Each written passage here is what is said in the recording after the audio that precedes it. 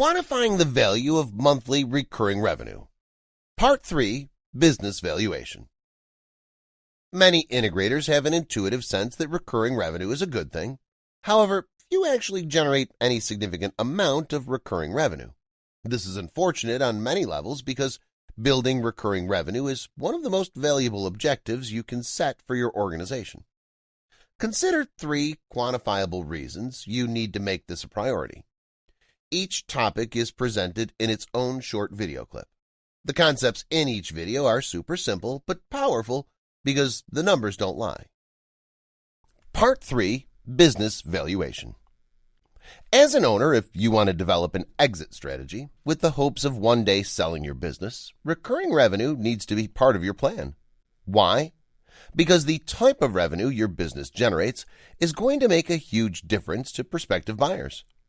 Buyers of any business use a variety of valuation metrics and formulas to determine how much they'll be willing to pay to acquire a business.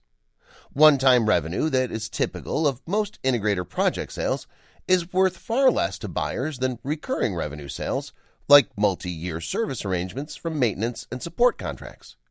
In fact, some buyers may pay up to 20 times more for recurring revenue than for one-time revenue. Let's put some numbers to an example to illustrate the impact of recurring revenue.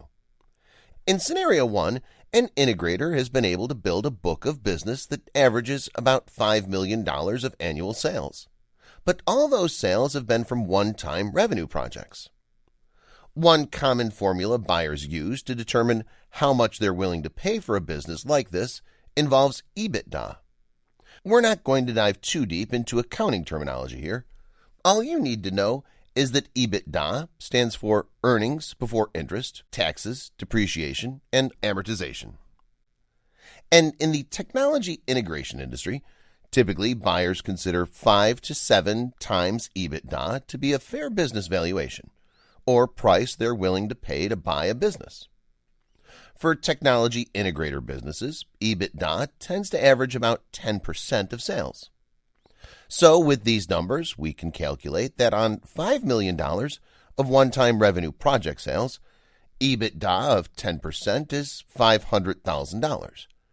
And using a valuation multiple of 7 times EBITDA, a buyer might be willing to pay about $3,500,000 for this business. Now let's consider Scenario 2, where another integrator also has $5 million in annual sales, but $3 million is from project sales, while $2 million is from ongoing recurring revenue sales. The value of each of these two sources of revenue is very different in the eyes of a buyer, and they'll use different formulas to determine what those values are. The value of the $3 million of project revenue will be calculated just as we described in Scenario 1. So for the $3 million of sales, 10% EBITDA equals $300,000. And using a valuation multiple of 7 times EBITDA, a buyer will calculate a value of $2,100,000 for this portion of the business. To calculate the value of the recurring revenue portion of the business, many buyers will use a multiple of about 4 on the full top-line revenue. This is a conservative multiple and simply means they take the annual recurring revenue amount and multiply it by 4. So in our example, multiplying the annual recurring revenue of $2 million by 4 gives a value of $8 million for this portion of the business. Having calculated the value of the 2 revenue sources for the integrator business in Scenario 2 and adding them together, we see that a buyer may be willing to pay over $10 million for this integrator's business.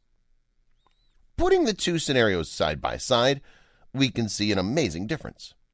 2 integrators with the same total annual revenue, but very different business valuations.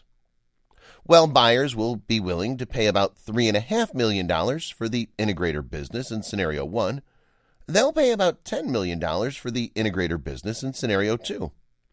That's just a phenomenal difference. And the reason is because recurring revenue is valued so much more than one-time revenue from project sales only. Be sure to watch the other parts of this short video series on quantifying the value of monthly recurring revenue.